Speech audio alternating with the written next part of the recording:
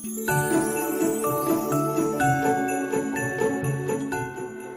Sunday SLCC. Shalom jemaat Tuhan, senang sekali hari Minggu ini kita bisa bersama-sama. Nah, hari ini saya tidak sendiri, tapi bareng dengan Josie. Hai. Dia adalah salah satu leadersnya Ignite. Apa sih Ignite itu dan apa aja sih yang dilakukan? Kita mau tahu kan? Oke, jadi Ignite itu adalah komunitas anak muda di SLCC, di mana range usianya itu dari lulus SMA sampai ke orang-orang yang baru mulai kerja. Di sini kita sama-sama setiap minggu ada host, yaitu komselnya anak-anak muda, dan juga sebulan sekali kita hari Jumat ada ibadah, yaitu biasanya di minggu kedua atau minggu ketiga kita selalu update di Instagram kita. Jadi jangan lupa follow @IgniteSLCC. Pastikan ya. Dan tanggal 19 ini dengar-dengar ada acara khusus nih. Betul banget, kita akan adain acara Natal bersama adik-adik kita di Flame. Jadi acaranya ini akan diadakan pada tanggal 19 Desember dan kita akan adain acaranya melalui Zoom. So, jangan lupa kalian tadi follow di IG kita akan update dan acaranya spesial banget nih kok, karena kita nggak mau cuman acaranya di YouTube. Kalau di YouTube kan biasa kayak sendiri gitu ya, dengerin di kamar gitu. Berarti kita ini udah bisa interaksi dong? Yes, kita udah lama nggak ketemu, kita pengen ketemu sama kalian. So, jangan lupa untuk join kita. Oke, jangan lupa juga ajak teman-teman yang lain ya. Yes. Waduh, ini penting banget. Oke deh kalau gitu. Ini habis ini pelayanan nih. Iya, abis ini pelayanan nih. Thank you banget udah datang di sini. Oke. Ya, thank you banget. Yes, Oke. oke, bye-bye Oke. semuanya.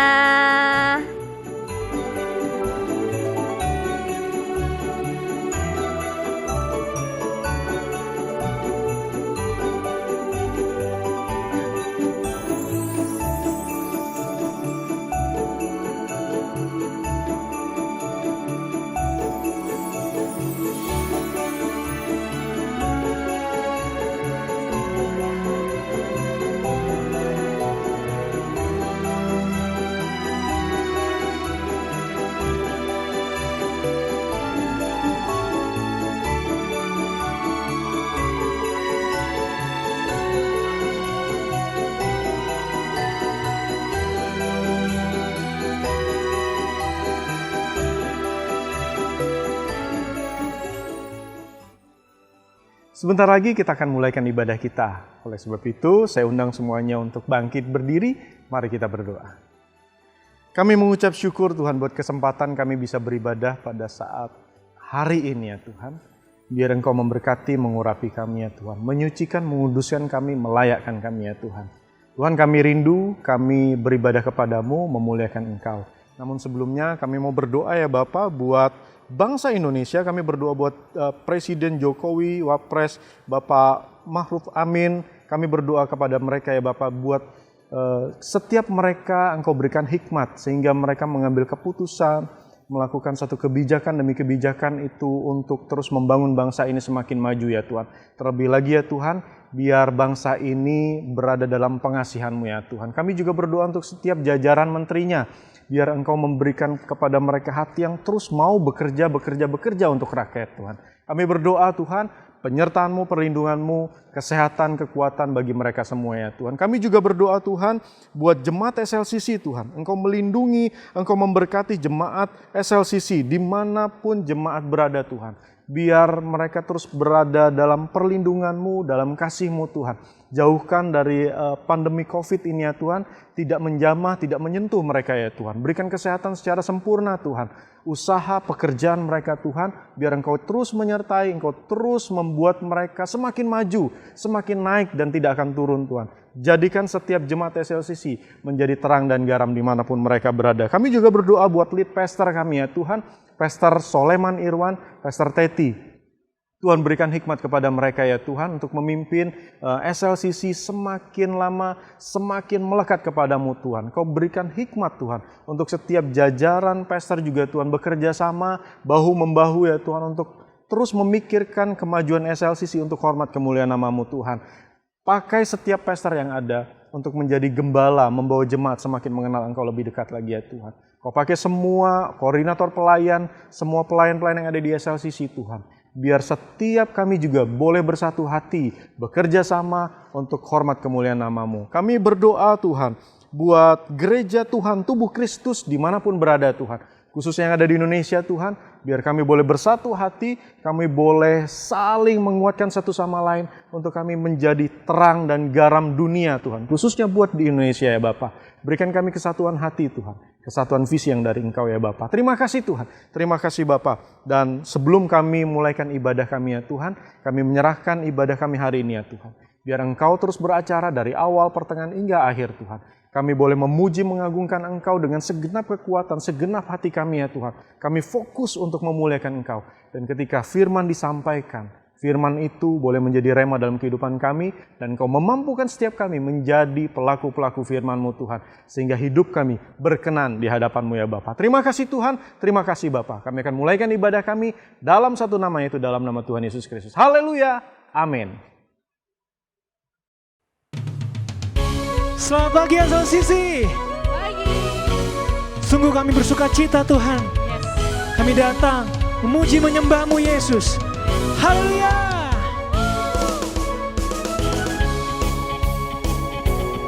Mari kita angkat hati kita, angkat suara kita. Mari kita senangkan hati Tuhan Yesus. Amin.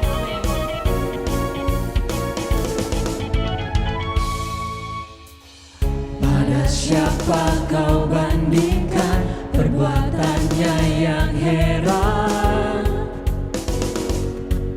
Tak ada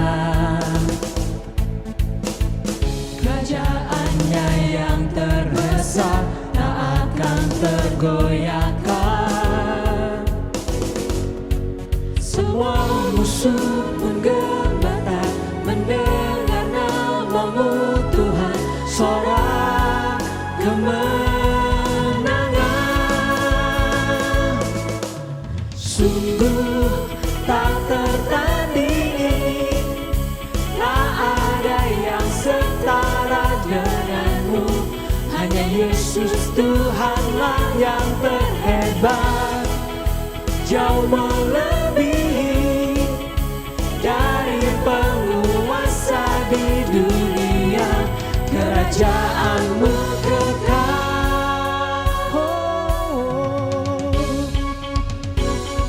Kerajaan-Mu kekal Yesus, dulu sampai selamanya.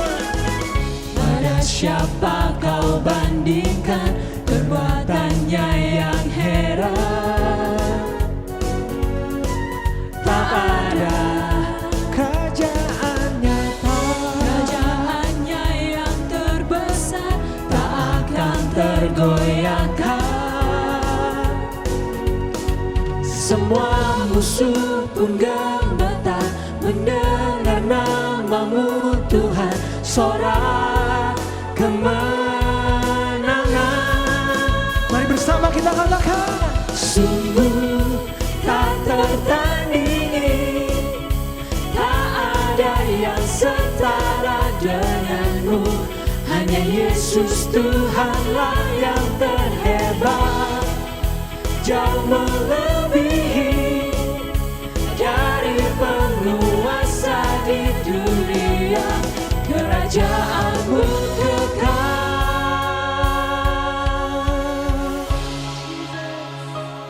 Hei, bersyukur punya Allah seperti Engkau Tuhan. Amin. Thank you Jesus.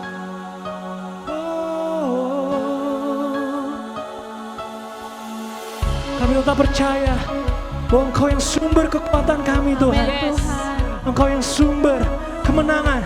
Amin. Kau berjanji tidak akan meninggalkan kami Tuhan. Yes. Thank you Lord. Haleluya.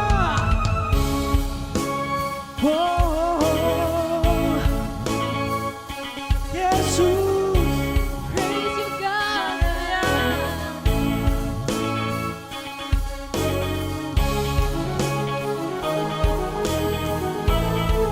Saya mau katakan lebih lagi.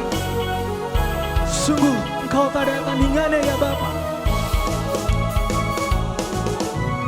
Sungguh tak tertandingi, tak ada yang setara denganmu. Hanya Yesus Tuhanlah yang terhebat, jauh melebihi dari penguasa di dunia. Kerajaan-Mu kekal, sungguh tak tertandingi.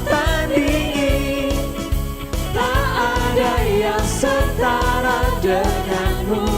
Hanya Yesus Tuhanlah yang terhebat, jauh melebihi dari penguasa di dunia. Kerajaanmu kekal.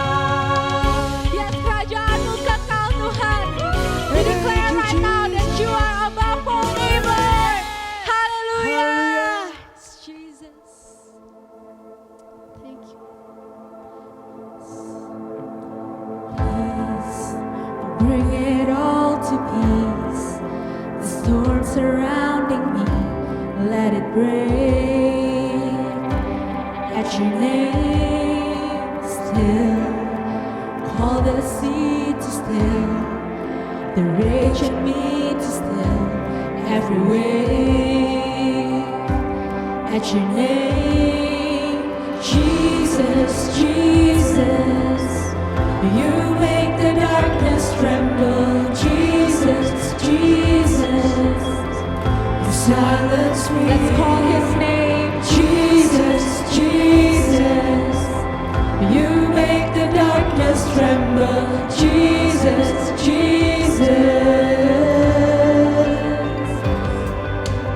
breathe, call his bones to live, call his lungs to sing once again. I will praise Jesus, Jesus, Jesus. We call your name, Lord. You make the darkness tremble. Jesus, Jesus. You silence fear. Jesus, Jesus. You make the darkness tremble. Jesus, Jesus. Call Jesus, Jesus, Jesus. Oh, you make the darkness tremble. Jesus, Jesus. You silence fear. Jesus, Jesus. Say you make the darkness tremble. Jesus, Jesus. Your name is a light that the shadows can deny. Your name cannot be overcome. Your name is a light forever lifted high. Your name cannot be overcome. Yes, shout his name.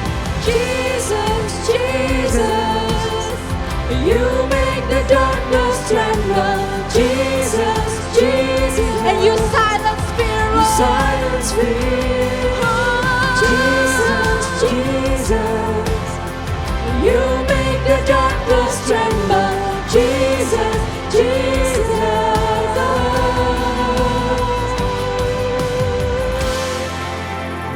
Let's call his name. Oh, Jesus. Say it, your name. Your name is a light that the shadows can deny. Your name cannot be overcome. Your name is a light forever lifted high. Your name cannot be overcome. Yes, your name above all name, Lord. Your name is a light that the shadows can't deny. Your name cannot be overcome. Your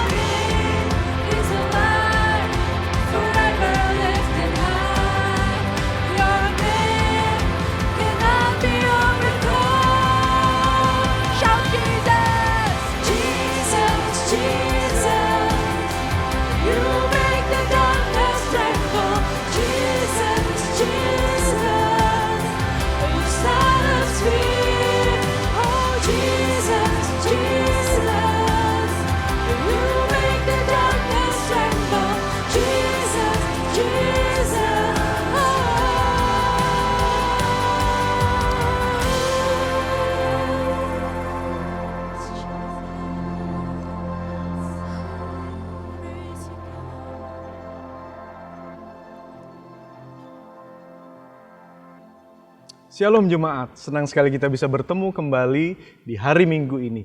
Sebelum kita masuk dalam firman Tuhan, mari kita sama-sama berdoa. Bapa di surga, kami mengucap syukur Tuhan buat hari ini ya Bapa. Terima kasih buat kebaikan-Mu, terima kasih buat kemurahan-Mu Tuhan. Kami ada, kami bisa mengikuti ibadah kembali pada hari Minggu ini itu karena kasih kemurahan-Mu Tuhan. Dan kami bersyukur buat itu semua ya Bapa. Tuhan, sebentar kami akan mendengarkan, merenungkan firman-Mu. Kami mau bersama-sama belajar Tuhan. Biar firman-Mu itu benar-benar menjadi pelita bagi kaki kami dan terang bagi jalan kami. Firman-Mu menjadi pegangan dalam hidup kami ya Bapa, untuk terus kami mengarungi hidup kami ya Bapa. Terima kasih Tuhan, terima kasih Bapa. Kami bersyukur dalam nama Tuhan Yesus Kristus kami siap membaca, merenungkan firman-Mu. Haleluya. Amin.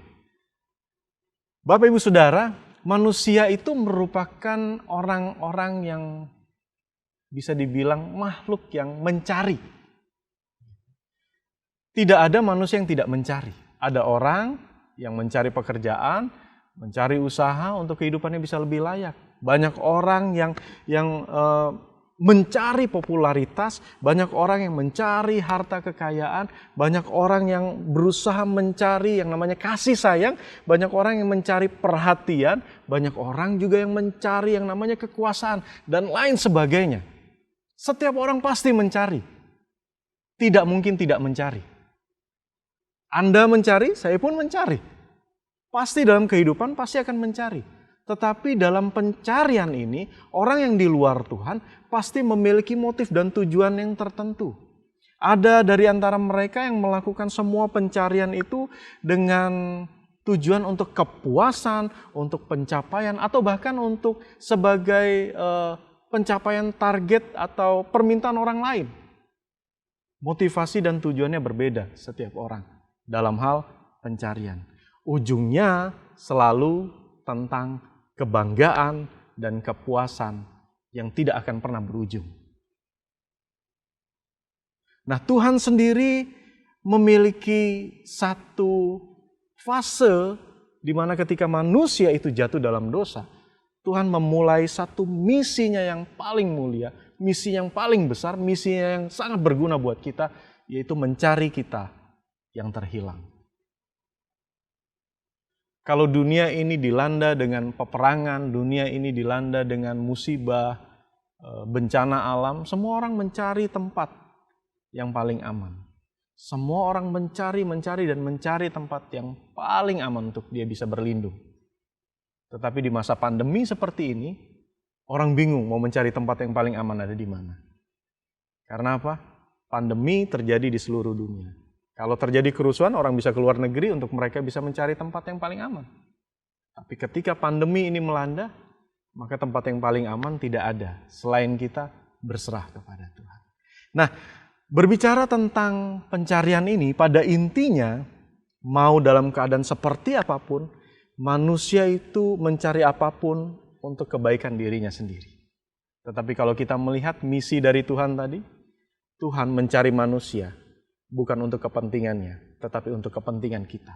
Kepentingan Anda dan saya. Kepentingan saudara dan saya. Supaya apa? Kita diambil dari tempat yang tidak aman, dipindahkan kepada tempat yang aman. Kita diambil dari lumpur dosa, dipindahkan kepada tempat yang disucikan, dikuduskan oleh Allah. Pencarian ini sangat penting. Motivasi tujuan dari pencarian ini sangat penting untuk kita bisa miliki. Nah, di dalam Alkitab tercatat, kalau kita masuk dalam bulan Desember ini, tentunya kita pasti akan sama-sama seluruh dunia akan diingatkan. Mau yang Kristiani maupun yang tidak Kristiani, pasti sama-sama tahu, Natal. Natal itu sebenarnya adalah bukti keseriusannya Tuhan kepada kita. Tuhan itu ketika manusia jatuh dalam dosa, Tuhan sudah merencanakan penyelamatan kepada manusia. Tuhan merencanakan pencarian jiwa-jiwa yang hilang. Dan ketika masuk dalam Natal, anak domba Allah dilahirkan, itu bukti bahwa Allah serius kepada kita. Pertanyaannya adalah, kalau Tuhan serius kepada kita, apakah kita serius kepada Tuhan? Kita simpan dulu jawabannya, tetapi kita akan sama-sama lanjutkan. Sebuah kisah menarik dalam Alkitab tentang keseriusan dan kesungguhan hati dalam mencari akan menjadi perenungan kita pada hari ini. Nah, di dalam Matius pasal 2 ayat 1-12 ini diceritakan ada sekelompok orang yang benar-benar serius, yang benar-benar getol, yang benar-benar ngotot mencari Yesus. Dalam ayat yang pertama sampai ayat yang kedua, saya tidak akan baca secara keseluruhan, tapi kita akan mengambil beberapa ayat saja sebagai highlight. Kita akan mulai dari ayat yang pertama dan ayat yang kedua. Dikatakan begini, sesudah Yesus dilahirkan di Bethlehem, di tanah Yudea pada zaman Raja Herodes, datanglah orang-orang Majus dari timur ke Yerusalem dan bertanya-tanya di manakah dia, raja orang Yahudi yang baru dilahirkan itu. Kami telah melihat bintangnya di timur dan kami akan datang untuk menyembah dia. Di dalam perikop ini ada dua contoh penting dari tipe pencarian. Yang pertama, hari ini cuma ada 2 poin. Yang pertama adalah pencari kebenaran. Dan dalam hal ini adalah orang-orang Majus. Nggak ada banyak hal yang dibahas di dalam Alkitab tentang orang Majus ini. Ya. Tetapi ada hal yang sangat menarik dari pembacaan kita pada hari ini tentang orang Majus. Ya. Orang Majus atau wise men adalah sekelompok orang yang sangat sedikit sekali disinggung dalam Alkitab. Bahkan di kitab-kitab lain tidak tertulis, cuma ada di sini. Nah, orang Majus ini dikatakan sekelompok orang yang sangat istimewa. Spesialnya kita akan lihat sama-sama.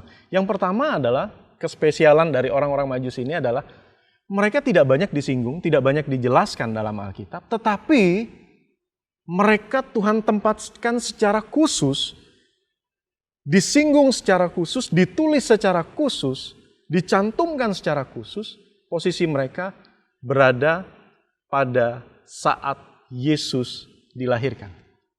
Nggak tanggung-tanggung, posisi mereka dibicarakan, diceritakan pada saat Yesus dilahirkan. Selain itu, selain mereka sangat spesial, sampai sekarang kalau kita melihat setiap kali bulan Desember pasti akan ada drama. Dan kita akan banyak sekali melihat dan bisa dibilang drama Natal tentang kelahiran Yesus yang menyangkut tentang orang Majus datang ini menjadi cerita drama yang sangat spesial. Karena setiap tahun pasti akan diulang. Bukan hanya cerita ini spesial, tetapi buat orang-orang yang memerankan drama ini, khusus sebagai 3 orang Majus ini, itu juga menjadi spesial. Karena apa? Mereka selalu menjadi tokoh utama. Mereka masuk dalam tokoh utama, mereka akan bertemu dengan Yesus. Tetapi uniknya di sini kita akan melihat dari fakta yang akan sama-sama kita lihat di sini. Di dalam Matius 2 ayat yang 11 dikatakan di sini, maka masuklah mereka ke dalam rumah itu dan melihat anak itu bersama Maria, ibunya. Lalu sujud menyembah dia, mereka pun membuka tempat harta bendanya dan mempersembahkan persembahan kepadanya, yaitu emas, kemenyan, dan mur. Di sini ada hal yang sangat penting untuk kita sama-sama perhatikan. Karena apa? Setiap kali drama kita melihat bahwa orang Majus ini datang bersama-sama dengan para gembala. Tetapi ternyata di ayat ini berbeda. Kronologinya berbeda. Di sini kita bisa melihat yang pertama adalah ke dalam rumah. Mereka masuk ke dalam rumah. Sedangkan para gembala bertemu dengan Yesus di kandang domba. Jadi beda. Seharusnya orang Majus ini tidak bertemu Yesus di kandang domba. Yang kedua adalah kalau gembala bertemu dengan bayi yang baru lahir di kandang domba, tetapi orang Majus ini dikatakan apa? Melihat anak itu bersama Maria ibunya. Datang di rumahnya dan melihat anak, bukan bayi. Jadi ada perbedaan antara gembala dengan orang Majus. Nah, ini fakta yang harus kita sama-sama lihat. Menariknya adalah kita kembali ke orang Majus. Mereka datang dari timur. Matius 2 ayat yang kedua dikatakan datang dari tempat terbitnya matahari. Nah, Yerusalem ke arah timur itu menuju ke arah yang namanya kerajaan Persia. Kalau sekarang itu Iran. Nah, menariknya adalah posisi Yerusalem dengan Persia ini cukup jauh. Sangat jauh sekali. Sehingga itu membutuhkan waktu yang berhari-hari yang tidak sebentar. Tidak sebentar untuk mereka bisa mencapai dari Persia sampai ke Yerusalem. Nah, ini menjadi bukti ketiga di mana sebenarnya mereka tidak menjumpai Yesus di kandang domba. Tetapi mereka menjumpai Yesus sudah di rumah. Dan bukan lagi bayi, tapi sudah anak-anak. Bukti yang keempat adalah ketika Herodes memerintahkan pasukannya untuk membunuh anak-anak yang usianya 2 tahun ke bawah. Jadi ini menegaskan bahwa memang sebenarnya orang-orang Majusi ini bertemu dengan Yesus ketika memang usianya sudah anak-anak, bukan bayi lagi. Tetapi bukan itu yang menjadi pembahasan kita pada hari ini. Mereka sangat spesial, orang-orang Majus ini sangat spesial. Karena apa? Mereka ini adalah orang-orang yang sangat berpendidikan, mereka ahli dalam ilmu perbintangan, astronom, mereka bahkan kalau pada zaman dahulu orang-orang Majus ini adalah tergolong dari imam-imam dari agama yang ada pada saat itu, kepercayaan yang ada pada saat itu. Jadi mereka ini adalah orang-orang terpandang. Dan selain itu juga spesialnya mereka adalah ketika mereka berjumpa dengan Yesus, mereka membawa persembahan khusus kepada Yesus. Jadi mereka bukan orang-orang biasa, mereka orang-orang spesial, mereka orang-orang yang sukses, mereka orang-orang yang berada, mereka orang-orang yang sudah nyaman dengan kondisinya, mereka orang-orang yang sudah diberkati, orang-orang yang penuh dengan bisa dibilang bukan orang-orang yang kekurangan. Sehingga saya bisa katakan mereka adalah orang-orang spesial. Bukan hanya kekayaan yang mereka punya, bukan hanya kedudukan yang mereka punya, bukan hanya kehormatan yang mereka punya, bukan hanya mereka terpandang di tempat mereka, tetapi kalau kita bisa melihat di sini, dikatakan istana bisa mendengarkan berita yang mereka bawa, kabar yang mereka bawa. Kalau orang biasa nggak akan mungkin didengar oleh pemerintah. Kalau orang biasa tidak akan mungkin didengar suara mereka oleh kerajaan. Bahkan seorang raja yang bernama Herodes. Di dalam Matius pasal 2 ayat yang ke-7 dikatakan begini. Lalu dengan diam-diam Herodes memanggil orang-orang Majus itu. Dengan teliti bertanya kepada mereka, bila mana bintang itu nampak. Dengan diam-diam di sini dikatakan memanggil orang Majus itu dan bertanya kepada mereka. Artinya perkataan berita yang mereka bawa didengar oleh istana. Ini yang saya bilang, mereka adalah orang-orang yang istimewa, orang-orang yang spesial. Selain itu persembahan emas, kemenyan dan mur itu juga melambangkan persembahan yang bukan persembahan biasa. Bukan persembahan yang ecek-ecek. Mereka membawa emas, mereka membawa kemenyan dan mur. Ada arti dari persembahan mereka, tapi hari ini saya tidak akan bahas. Kita akan lanjut tentang orang Majus ini.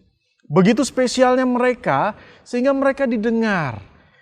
Nah, bagi saya, mereka adalah orang-orang yang sangat menarik dalam kisah Natal ini. Kalau tidak, Alkitab nggak akan mungkin mencatat mereka. So, mereka sangat spesial. Dari wise men ini, kita bisa mempelajari ada beberapa hal yang sangat penting. Yang pertama adalah orang bijak tidak pernah ragu untuk meninggalkan zona nyamannya. Mereka pergi, mereka berani mengambil satu keputusan, mereka tidak pernah takut untuk mereka mengambil satu tindakan yang mungkin itu tidak nyaman buat mereka, tetapi untuk kebenaran. Jarak tempuh antara Persia sampai ke Yerusalem, kalau saya catat di sini, itu luar biasa, sekitar 2.200 lebih kilometer. Itu kalau diukur sekarang mungkin 2 kali, bisa dibilang pulang pergi antara Jakarta sampai Jawa Timur. Itu dilakukan, bukan naik pesawat. Kalau naik pesawat mungkin 1,5 jam atau 2 jam mungkin kita udah bisa sampai. Tapi mereka melakukannya dengan menaiki onta dan keledai. Tidak mudah. Saya teringat waktu istri saya mengandung. Istri saya mengandung waktu itu anak yang pertama. Kami tinggal di Gading Serpong, tapi dokter tempat kami periksa itu di daerah yang namanya Cikokol. salah satu rumah sakit di sana. Dan waktu itu kami setiap kali kontrol itu menggunakan sepeda motor. Waktu awal-awal itu jadi pergumulan karena mabuknya luar biasa. Jadi jalan berapa meter dia bilang sebentar, sebentar, ke pinggir sebentar. Kemudian dia mual, dia muntah gitu. Dan itu kami lakukan beberapa bulan sampai akhirnya satu saat di mana ini kejadian yang sangat menegangkan dan saya sangat ingat karena waktu itu sudah mendekati rumah sakitnya, kami naik motor berdua, dia dibonceng, tiba-tiba di depan saya ada melintas satu bambu yang dengan cepat melintas di depan saya. Saya lihat ke kiri, oh ternyata itu bambu runcing. Begitu saya lihat ke kanan, oh ternyata di sebelah ada tawuran. Dan tidak hanya di sebelah kiri kami pun ternyata memang mereka balas-balasan untuk melempar batu, melempar yang namanya bambu runcing, melempar apapun yang mereka bisa dapatkan. Di situ saya merasa sama istri saya waktu itu ketakutan yang luar biasa. Nah, kalau saya bayangkan dari orang-orang Majus ini jarak yang begitu jauh, dan itu melewati padang gurun, mereka melewati gunung dan lembah. Perjalanan yang sangat tidak mudah. Kalau dari tempat kami ke Cikoko mungkin masih dekat dan itu masih naik motor. Ini mereka ribuan kilometer, mereka tunggangi yang namanya hewan, itu tidak mudah. Mereka akan menghadapi yang namanya perampok. Mereka menghadapi cuaca yang begitu panas, kondisi yang tidak mengenakan. Nah ini yang saya bilang. Mereka sudah nyaman di tempat mereka. Tetapi mereka mau ngambil keputusan. Orang bijak itu selalu memilih kebenaran daripada zona nyaman. Ini yang mereka lakukan. Yang kedua adalah orang bijak tidak suka dengan dugaan atau spekulasi. Mereka akan mencari namanya kebenaran. Mereka akan kejar yang namanya kebenaran. Mereka akan berusaha menemukan yang namanya kebenaran. Dikatakan nggak cuma mengikuti bintang, tetapi ketika mereka sampai di Yerusalem, mereka justru bertanya-tanya juga kepada orang-orang sekitarnya. Di manakah raja orang Yahudi yang baru dilahirkan itu? Saudara, banyak orang yang hidupnya dengan spekulasi. Tidak mau mencari kebenaran. Tetapi kita belajar dari orang bijak ini, orang-orang Majus ini, mereka tidak melakukan spekulasi, tetapi mereka mengejar yang namanya kebenaran. Yang ketiga, orang bijak itu bisa melihat petunjuk dari Tuhan. Ini menarik sekali, saudara. Karena apa? Di dalam ayat nats yang kita baca tadi dalam Matius pasal 2, itu dikatakan bahwa hanya mereka yang bisa melihat bintang yang ditunjukkan oleh Allah bahwa Mesias itu telah lahir. Ini sangat menarik karena ketika Herodes mendengar berita yang disampaikan oleh mereka, desas-desus dari mereka, Herodes diam-diam memanggil mereka. Dia bertanya kepada orang-orang Majus itu, di mana? Justru dia yang bertanya. Dan menariknya lagi, ketika dia mendengar itu, dia mengumpulkan para imam dan ahli-ahli Taurat orang Yahudi pada saat itu. Dia kumpulkan di situ dan dia bertanya, apakah benar ada Mesias, ada raja orang Yahudi yang akan lahir? Di sini kita bisa melihat bahwa orang bijak itu hanya mereka yang bisa melihat petunjuk dari Tuhan. Tetapi Herodes tidak dapat melihat itu. Bahkan ahli Taurat pun tidak dapat melihat hal itu. Imam-imam pun tidak dapat melihat hal itu. Mereka hanya menceritakan bahwa ya benar, di dalam kitab dinyatakan bahwa akan lahir di Bethlehem, akan lahir seorang raja yang nantinya akan menggembalakan umatku. Ini menarik sekali. Karena apa? Di dalam kitab Mika dikatakan di Bethlehem di tanah Yudea, karena demikianlah ada tertulis dalam kitab Nabi. Dan engkau Bethlehem tanah Yehuda, engkau sekali-kali bukanlah yang terkecil di antara mereka yang memerintah Yehuda, karena daripadamulah akan bangkit seorang pemimpin yang akan menggembalakan umatku Israel. Ternyata ahli Taurat dan imam-imam pun waktu ditanya sama Herodes, mereka tahu. Tetapi mereka tidak mengetahui secara pasti Mesias itu kapan lahirnya. Sehingga mereka pun tidak mengetahui ternyata Yesus sudah lahir. Ini yang menjadi sesuatu yang sangat menarik. Orang bijak mendapat petunjuk langsung dari Tuhan. Nah, Tuhan bisa pakai apapun untuk menunjukkan kebenaran. Yang keempat yang dilakukan oleh orang bijak ini adalah orang bijak pasti menyembah Yesus. Orang Majus yang adalah orang bijak, orang hebat, orang pintar, orang sukses, orang yang benar-benar memiliki ilmu pengetahuan, di situ dikatakan mereka berjumpa dengan Mesias, mereka berjumpa dengan Yesus, dan dikatakan di situ mereka menyembah Yesus dengan memberikan persembahan yang mereka bawa pada Tuhan. Saudara, orang bijak menyembah Yesus. Kalau kita tidak menyembah Yesus, berarti kita tidak dalam golongan orang-orang bijak. Para orang bijak mencari Yesus. Pertanyaannya kepada kita, apakah kita masih mencari Yesus dalam kehidupan kita? Atau kita justru mencari hal-hal yang ada di luar Yesus? Ada dua hal, ada dua contoh di dalam Alkitab, yaitu yang menggambarkan tentang orang bijak. Kita bisa lihat sama-sama, ada 5 gadis bodoh dan 5 gadis yang pintar, 5 gadis yang bijaksana. Nah, 5 gadis bodoh ini menggambarkan para spekulan. Mereka juga adalah pencari, tetapi mereka bukan pencari kebenaran. Para spekulan membuat dugaan tentang kebenaran. Para spekulan berpikir mereka tahu tentang Tuhan. 5 gadis bodoh ini, mereka berpikir mereka tahu mempelai itu. Mereka tahu kapan datangnya mempelai itu, sehingga mereka tidak mempersiapkan. Pada dasarnya mereka sama sekali tidak tahu. Para spekulan suka mendebat dan membahas tentang Tuhan. Tetapi mereka hanya menduga-duga. Mereka tidak mengenal siapa Tuhan. Karena mereka tidak begitu tahu yang namanya kebenaran. Mereka hanya mendengar. Sama seperti ahli Taurat, seperti imam-imam yang tinggal dengan Herodes. Mereka hanya tahu tentang kitab-kitab, tetapi mereka tidak memiliki petunjuk yang sesungguhnya. Mereka tidak menerima pewahyuan yang sesungguhnya. Mereka tidak menerima penjelasan yang sesungguhnya dari Roh Kudus. Nah, mereka cuma membicarakan. 5 gadis bodoh ini cuma membicarakan tentang mempelai itu.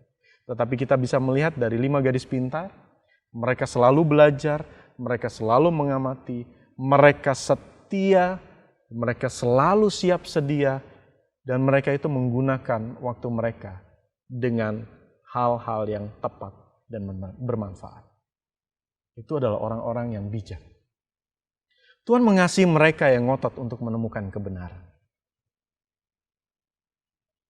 Mereka belajar mengamati, mereka tidak pernah gengsi untuk terus menimba ilmu, untuk terus mereka bertanya ketika mereka tidak tahu. Mereka terus melakukan apapun untuk menemukan jawaban kebenaran. Mereka tidak menyerah dengan situasi, dengan kondisi.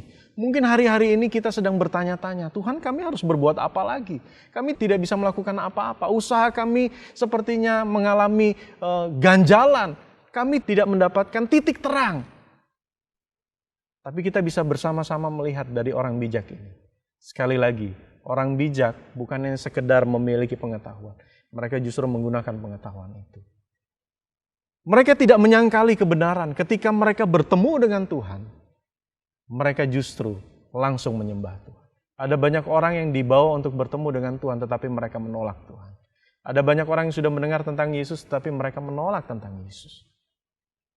Mereka mencari Yesus dengan semua yang mereka miliki. Ini orang bijak.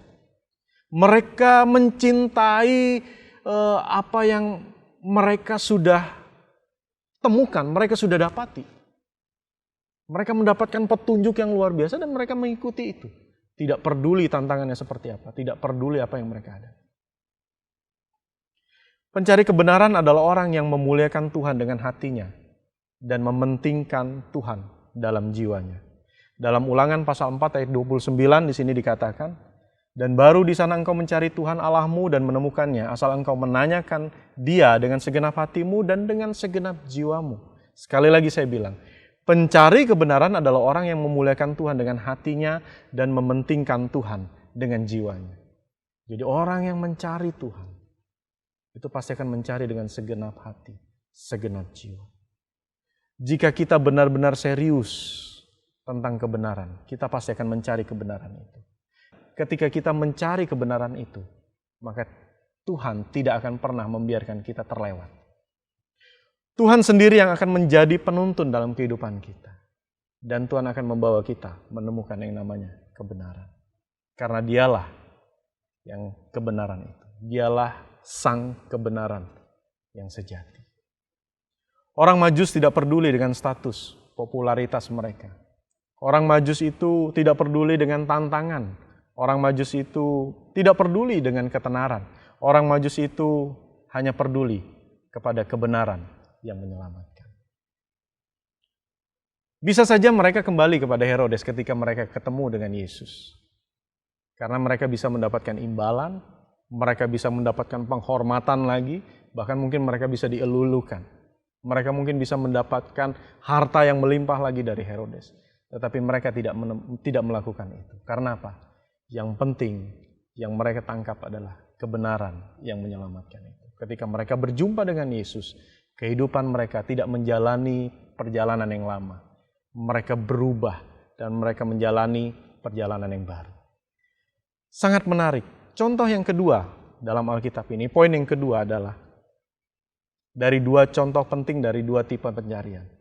Kalau yang pertama adalah pencari kebenaran, yang kedua adalah pencari ketenaran dalam perikop ini. Pencari ketenaran, ini saya ambil adalah Herodes sendiri.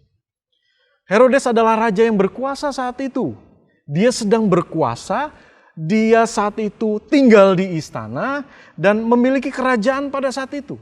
Dia yang berkuasa pada saat itu, benar-benar memiliki kekuasaan yang tertinggi. Tetapi justru dia takut terhadap seorang anak. Dia takut terhadap seorang bayi yang dilahirkan. Ada banyak orang yang seperti ini, saudara. Orang yang mencari ketenaran, itu pasti akan parno, pasti akan ketakutan dengan hal-hal yang sebenarnya itu di luar dari logika. Ini yang dilakukan oleh Herodes. Nah, yang akan dialami oleh pencari-pencari ketenaran sama seperti yang dialami oleh Herodes. Yang pertama, selalu ada selubung yang menutupi kebenaran. Ini yang dilakukan oleh Herodes. Di dalam Matius pasal 2 ayat yang ketiga dikatakan begini.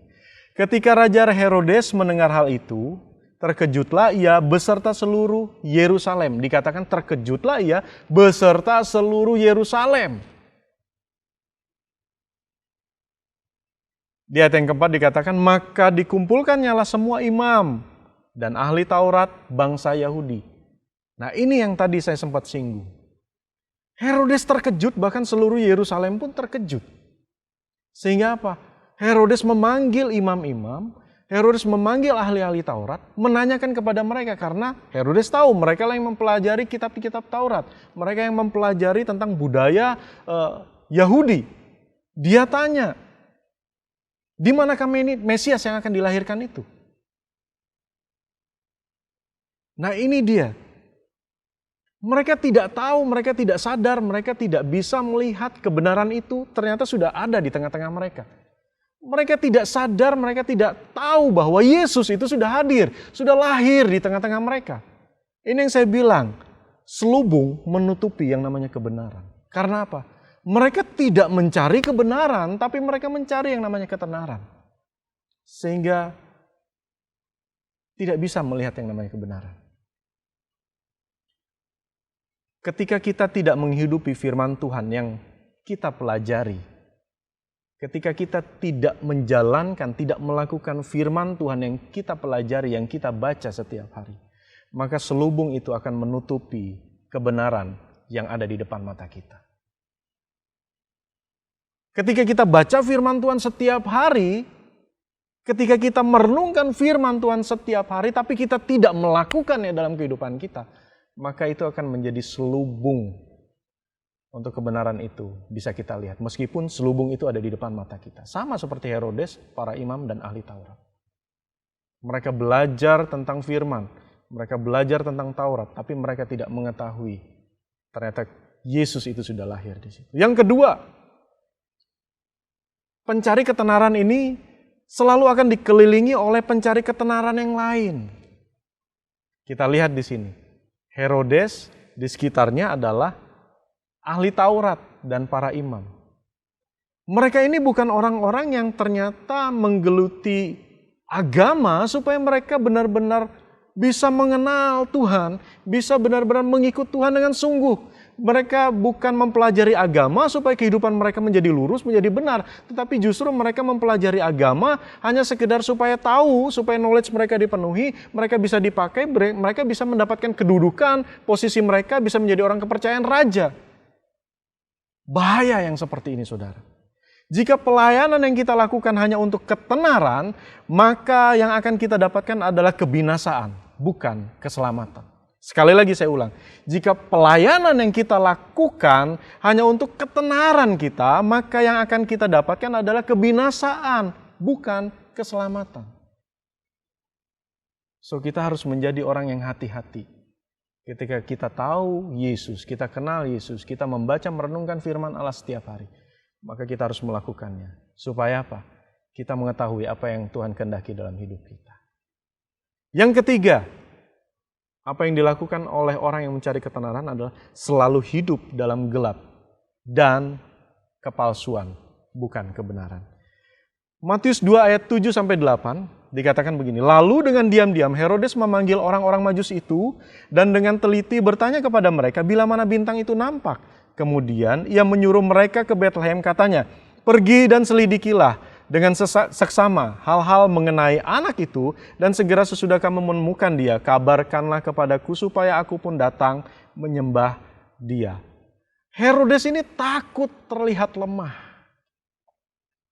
Sehingga saya bilang di dalam poin yang ketiga tentang Herodes ini adalah selalu hidup dalam gelap dan kepalsuan, bukan kebenaran. Herodes ini takut terlihat lemah.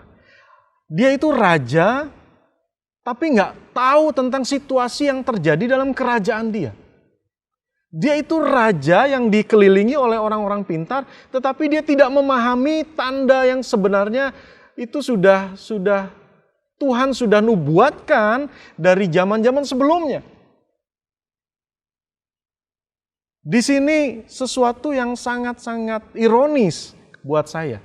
Seorang raja tidak tahu tentang kerajaannya. Seorang raja tidak tahu tentang apa yang terjadi di lingkungannya. Para nabi sudah menubuatkan tentang kelahiran Yesus. Dan di sekitar Herodes ada ahli Taurat yang mempelajari kitab para nabi. Ada para imam yang mempelajari kitab para nabi. Tetapi mereka tidak mengetahui. Karena apa? Mereka hidup dalam gelap dan dalam kepalsuan. Yang keempat adalah yang dilakukan oleh orang-orang yang mencari ketenaran adalah berusaha dengan cara apapun untuk menjegal, bahkan menghabisi yang dipandang pesaing. Dikatakan apa? Ketika Herodes mengetahui orang Majus tidak kembali kepadanya, dia memerintahkan para pasukannya untuk membunuh, menghabisi anak-anak yang berusia 2 tahun ke bawah. Dia melakukan apapun. Perbedaan yang sangat signifikan antara orang Majus dengan Herodes. Orang Majus bukan orang yang biasa. Tetapi mereka ketika bertemu dengan Yesus, justru mereka menyembah Yesus. Justru mereka memberikan segalanya buat Yesus. Tetapi Herodes justru tidak melakukan hal itu. Dia justru ingin mencari Yesus untuk dihabisi. Dia takut dengan seorang anak.